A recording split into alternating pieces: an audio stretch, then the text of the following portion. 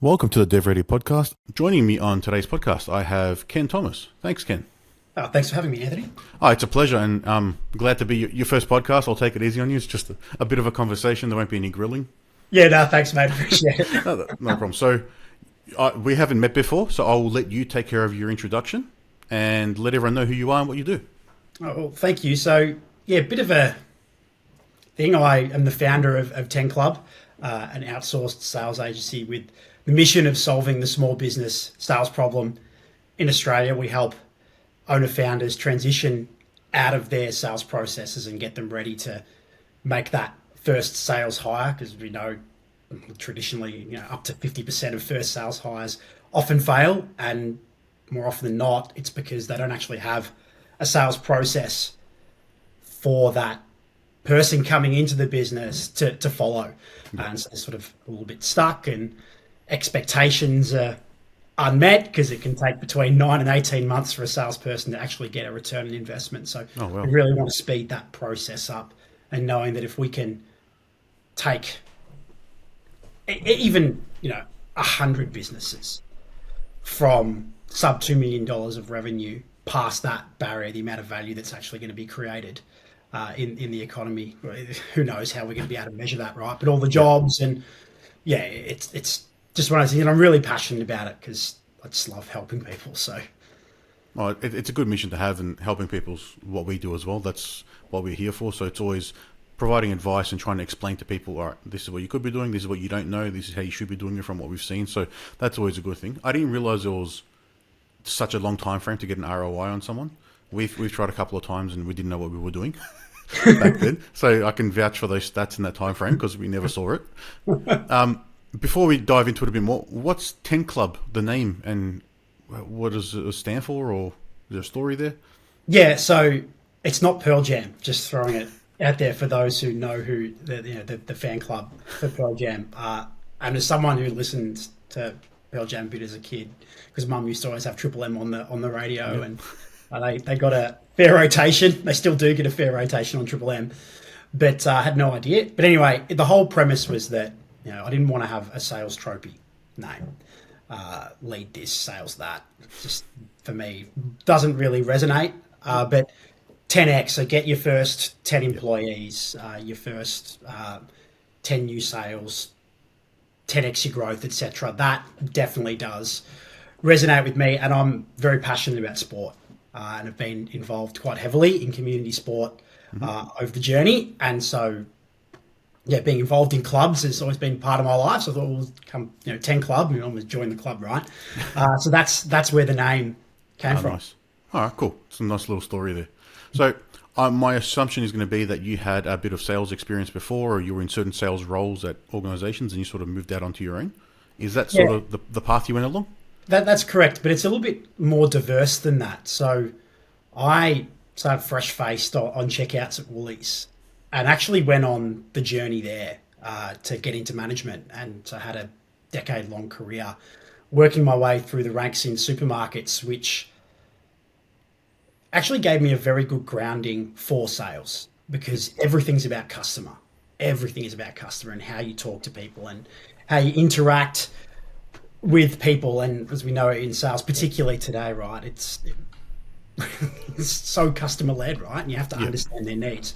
And so that really helped me, and then pivoted out of Woolworths into corporate sales. So I was at Kimberly-Clark for a few years, and that was a great experience. And then pivoted out of that into metal fabrication, of all things, working for a company that does really high-end custom work for brands like Chanel, Tiffany, Dior. So that was absolutely fascinating. So again, bit of a pivot. Would that be like the retail? Consumer goods into manufacturing, but that was a great experience.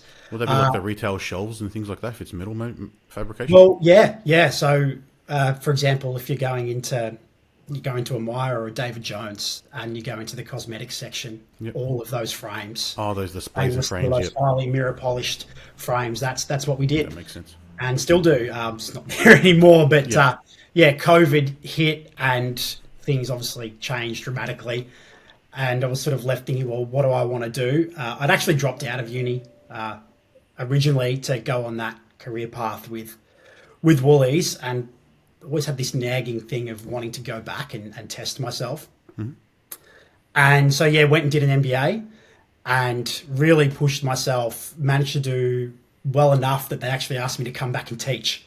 Oh, well, So that's cool. I'm still on the books Yep. at RMIT to teach. So that's something that I can drop in and out of, which is a lot of fun because, again, just wanting to give back and help. That's Yeah, really that would be an interesting thing to do, because then you're not selling to to clients or prospective clients or to your clients effectively. You're just imparting some knowledge on them, and you can have a lot of fresh people with different ideas and perspectives on things as well. So you'll be able to probably absorb a lot from them too. Oh, for sure. And some of the people, especially going through MBA programs, have such diverse backgrounds. And the conversations that you can have with people that, owner founders that are trying to just upskill, or people that are fairly senior positions, right, in large corporates that are trying to go to that next level. Absolutely fantastic breeding ground for sharing ideas. And love the fact that I've still got that connection, but also still in sales and worked at a fintech for a few years. And that's sort of where TenClub crystallized, right? Because I was dealing a lot with small businesses and seeing the same problems over and over and over again. And after doing my MBA, I said to myself, within 5 years, I'm either running a business or running my own.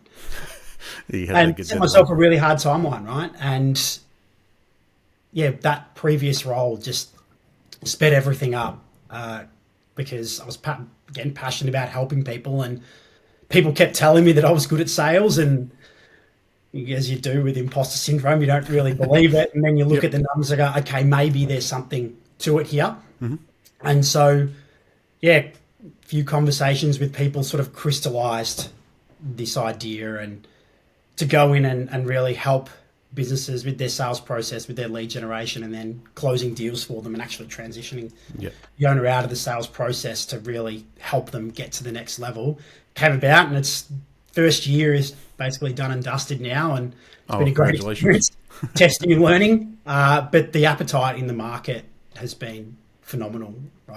Very rarely will come across someone that doesn't need help in some way, shape or form. And even if it's not me, the network of people that I've built around myself over the last couple of years has allowed me to even just help pass various businesses on to others who have the knowledge and experience to help them and take them to the next level if I'm not the right fit, right? Like we're talking, there's a few businesses that they might need a fractional sales director, right? They got a team of business development managers or salespeople, and they just have no clear leadership. Or there's heaps of people out there that can provide a great service using that fractional model in sales, or alternatively, they're just starting up and they sort of don't really know what they need, and they just think, oh, well, I need someone else to do sales because I hate it. It's like, well, yeah, I understand where you're coming from, but do you have any business processes in place at the moment, or are you just sort of winging it? And so we can sort of, again, help on the front end too.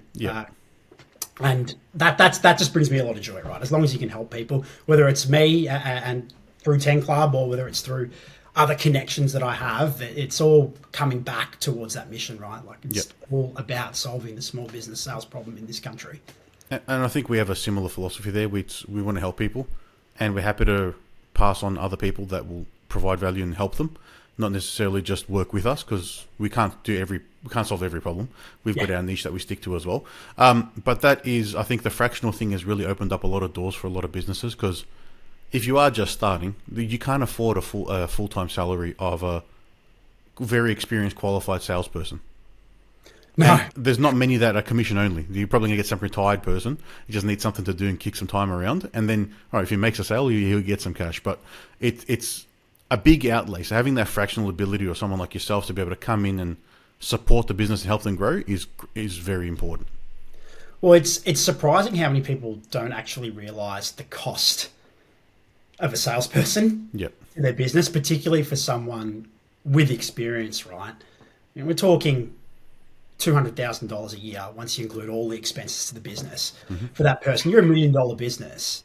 You can't afford that. I mean, the founder's not paying themselves that much, right? Yeah, that's what happens. It's really hard to justify paying an employee that kind of wage and entitlements and commissions when the owner's not seeing that kind of reward. And then you throw in how long it takes to get the return on investment.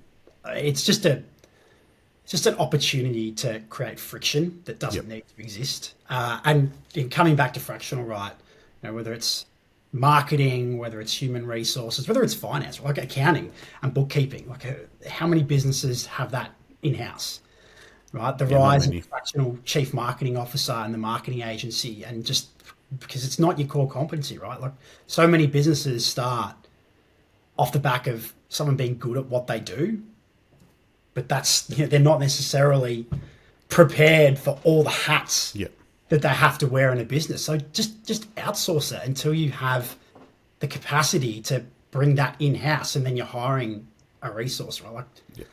I agree with that. You're better off outsourcing the stuff you don't like than the stuff you do like, because you'll never do it as good as the stuff you do.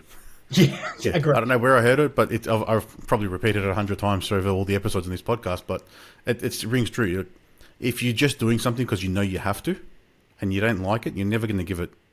You may think you're giving it 100%, but you're always going to take a shortcut somewhere. You're going to do something a bit different. So you can do it for a certain amount of time, but you do need to bring in support where it's needed, because then that'll free you up for more high value items where you'll do it faster and better, or you know how to do it easier, or whatever the case may be.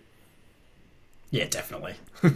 Absolutely great. With a lot of the businesses you work with, have you seen that there's a lot of them, like you mentioned, probably business processes aren't up to scratch yet? Like they think they need a salesperson, but they're not ready for it? Oh, the majority. Yeah.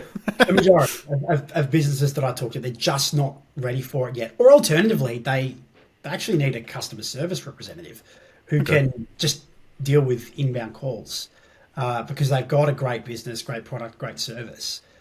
And they just need someone to be able to answer really basic questions about their offering and help point them in the right direction. Sort of almost having a really solid marketing funnel, bringing in inbound leads. And you don't necessarily need to spend big dollars on a salesperson to deal with that, right? As long as someone understands the product and isn't just dealing with the inbound, they're also dealing with your current clients, etc.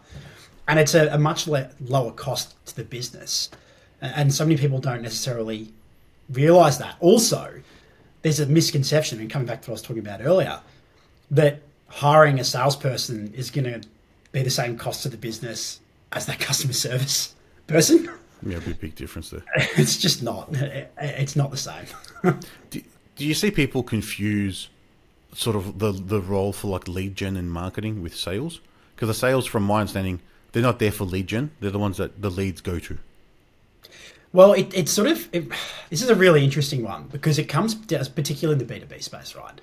How different industries believe, and this could be a hot take, happy to take criticism on this, but different industries believe that their sales process is special and that it's different. Yep. Sorry to break it to you, your sales process is not special. It's not different. Yeah, sure, the length of your sales cycle might be different to other businesses, but the process itself of making sure that you have leads coming in from organic activities such as your website and anything that's being driven to that, your network and referrals, right? So any groups that you're involved in, any customers that are referring clients to you, and then your outbound, right? So whether that's cold calls, email campaigns, etc. All of your leads are going to come from one of those places, all driven by your core value proposition and your ideal client profile, right? These are things that are ubiquitous across every single business. And then chances are you're going to pitch to them at some point. You're doing a discovery call before that to actually try and qualify them. You're sending a quote or a proposal and you're closing the deal. Sure, you might have to talk to different stakeholders throughout that process, which will lengthen it. But coming back to first principles, right? The bones of it are the same everywhere. What I really find is that how you generate leads is different depending on the business.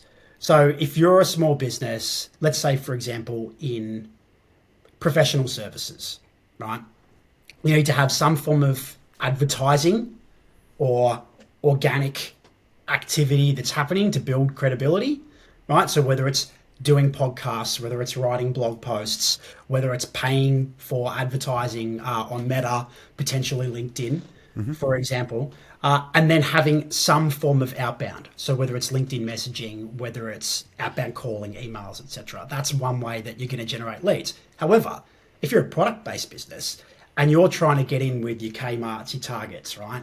Or your Coles, Woolies, Aldi, you need to take a more account-based marketing approach to generate your leads. But once you have that lead, the process is the same. You're doing discovery, you're pitching to them, you're sending them a proposal, and you're doing some negotiation potentially at some point throughout the course of that process and closing the deal. It's always the same, and people don't realize this. I suppose that's what's really important for me when I said businesses aren't ready for a salesperson, because they don't have that process in place at all. They don't even have a CRM, right? They're tracking everything either in their head or it's on a Google sheet or an Excel spreadsheet. Yep, the power tool of every business, Excel or Google Sheets. Yeah, and don't get me wrong, Excel and Google Sheets have their place and they're extremely powerful tools, but that's not your single source of truth when it comes to sales. And there's so many great free options out there, right? You consider Zoho, HubSpot. They're free tools for sales. Absolutely brilliant. You don't have to spend an arm and a leg to get something really basic in place to help you set up your sales process. So do you see that with the businesses, or so if they get to that next step where they've got their processes in place for the sales, do they have trouble onboarding the salesperson because they don't have their sales process like documented and clear enough and understand the actual value proposition? Because I'm guessing you're dealing with owner founders. It's going to be those guys are doing all the calls, they're doing the sales off the top of their heads probably a lot of the times. They're not going to have all the assets ready and set up and have a repetitive spiel every single time. Oh, extremely common. And we're not talking about War and Peace. Yeah. And I really have to stress that, particularly in the small business space. It's just something as simple as having a CRM in place, contacts going in there, creating deals, and then having a deal flow of this is your discovery call, this is the pitch, this is the proposal and quote, and then it's closed off. And just having that in the CRM, simple, very, very simple and straightforward, and then having a very clear idea of what your core value proposition is so the salesperson can soak that in and know it at their core and know who the ideal client profile is, whether you've got 1, 2, or 3, regardless, depending on the products or services that you have. But they need to know that and understand their pain points.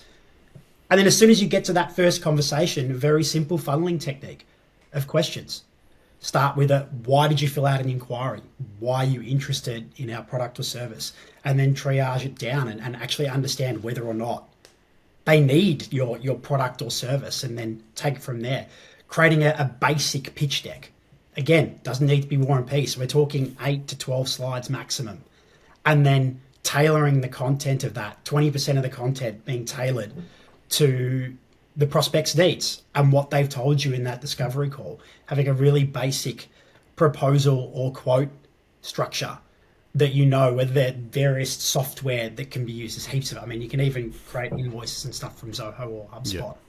So many tools that are available to you, and using something like DocuSign, for example, or even just using your SharePoint if you're using Microsoft, and sending them the SharePoint link, getting them to sign it and send it back to you. I mean, this doesn't need to be complicated. Yeah. I didn't know you could sign on SharePoint.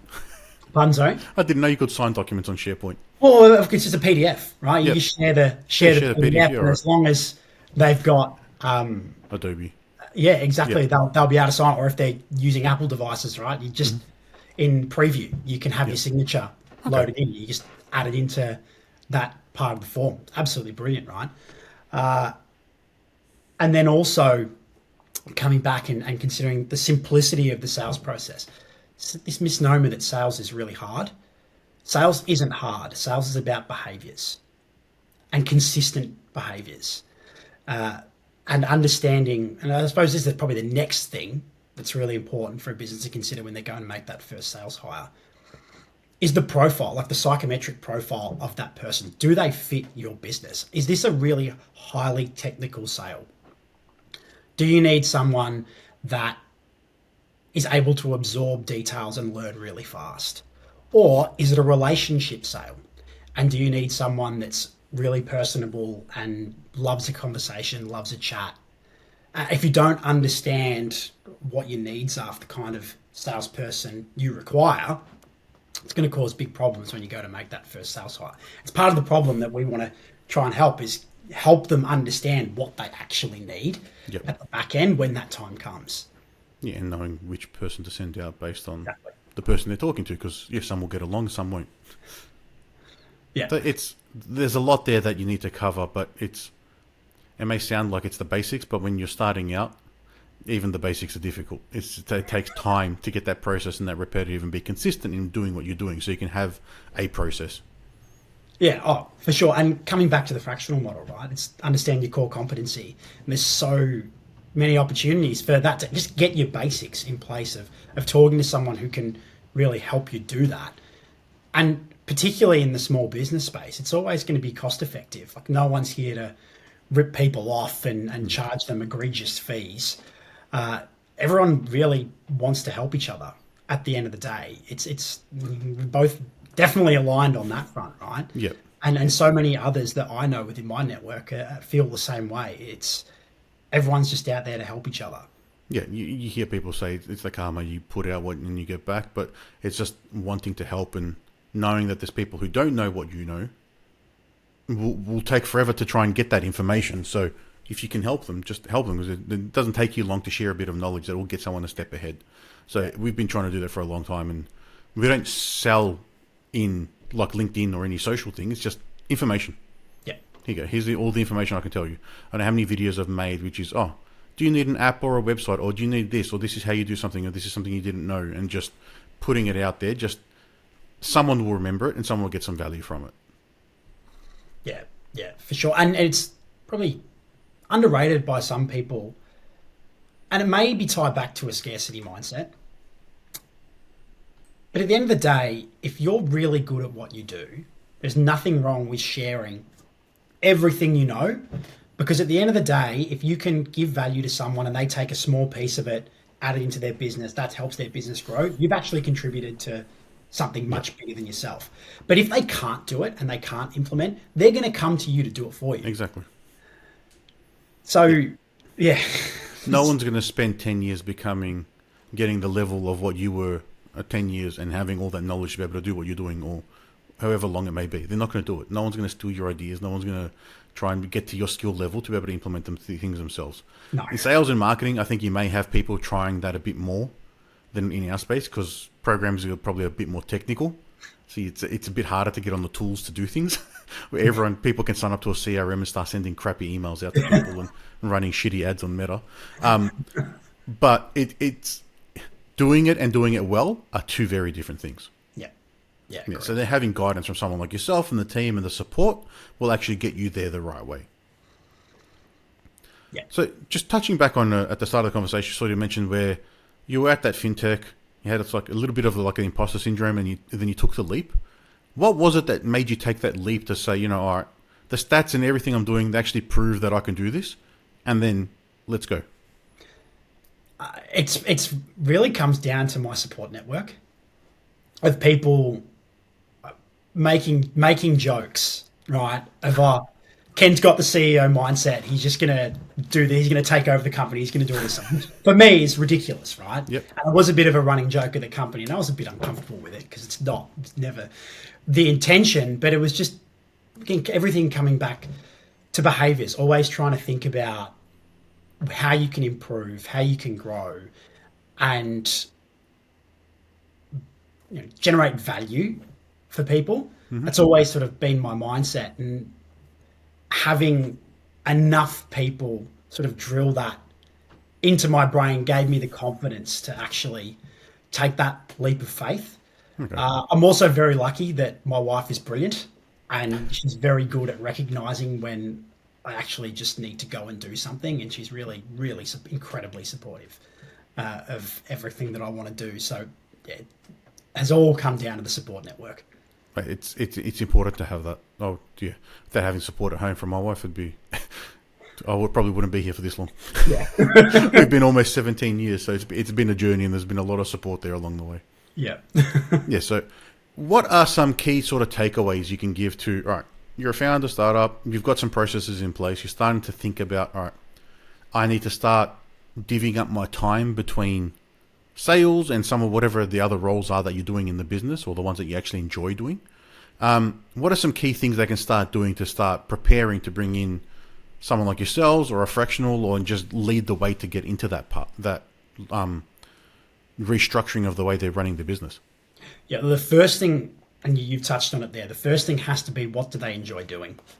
And if they enjoy doing sales, well, then that sort of needs to be the last hat that they remove. But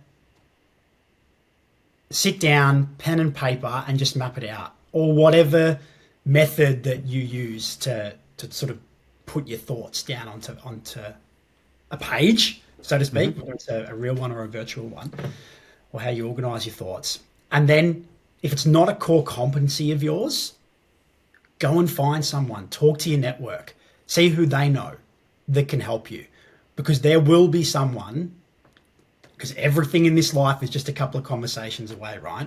So just pick up the phone, send that email and ask the people that you know, I don't really want to do this. Do you know someone that can help me? And then understand that not everything is always going to work out. Not everyone you speak to is going to resonate with you.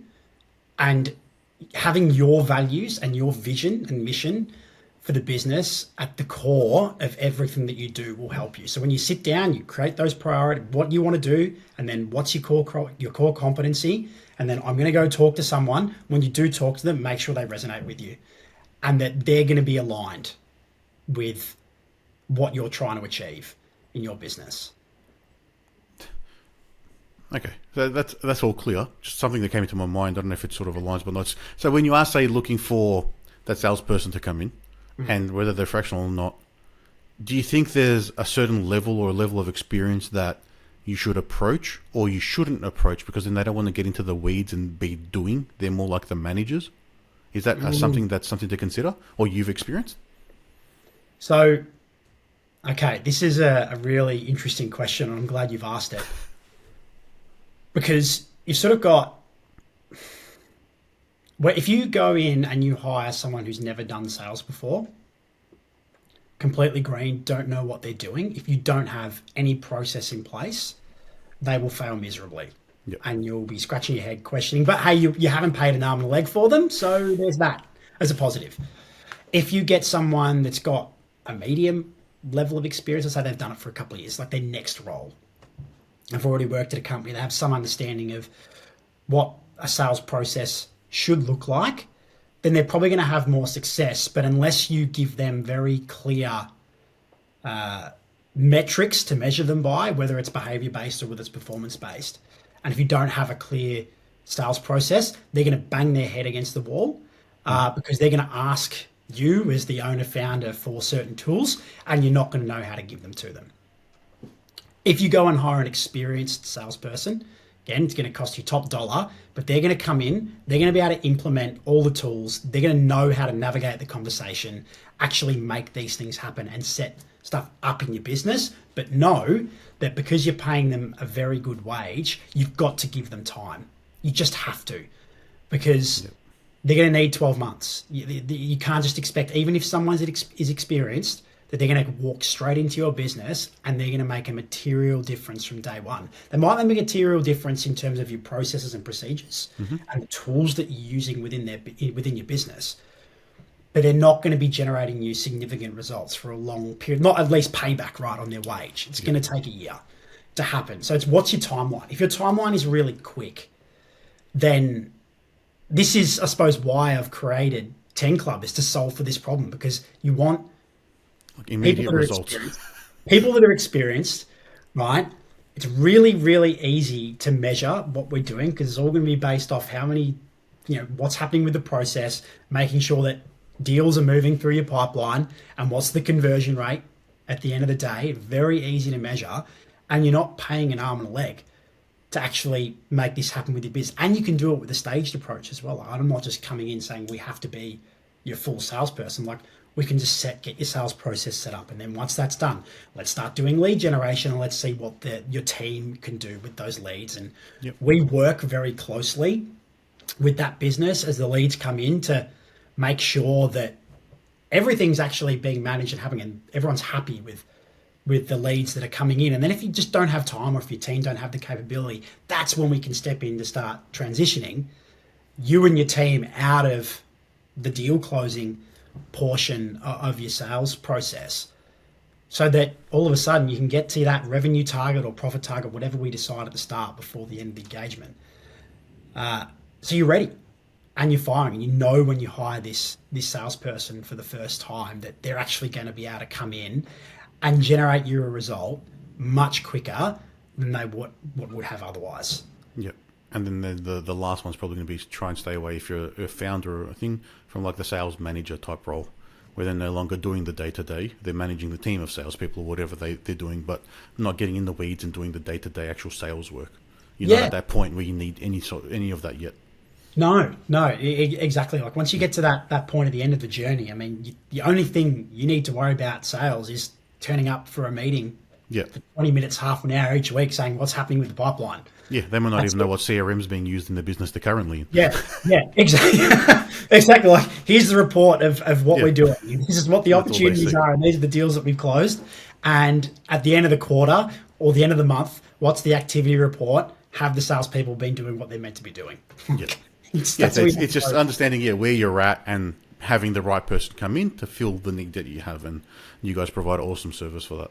Well, Ken, it's been an awesome chat. I can definitely see the passion that you've got coming out in the way you talk and how you want to do things, and there to assist. If anyone wants some of that assistance and they want to reach out, how can they do that? Yeah, so the best places to interact with myself and with TenClub, firstly, is with LinkedIn. Both either my personal LinkedIn profile or the TenClub page. Also our website, www.tenclub.com.au. Awesome. Well, we'll also put those links in the show notes. And once again, Ken, thanks for joining me on today's episode of the podcast. And appreciate you having me today, Anthony. And thanks very much for not grilling me first time out. Not a problem. It was a fun chat, and thank you. Thank you. Thanks.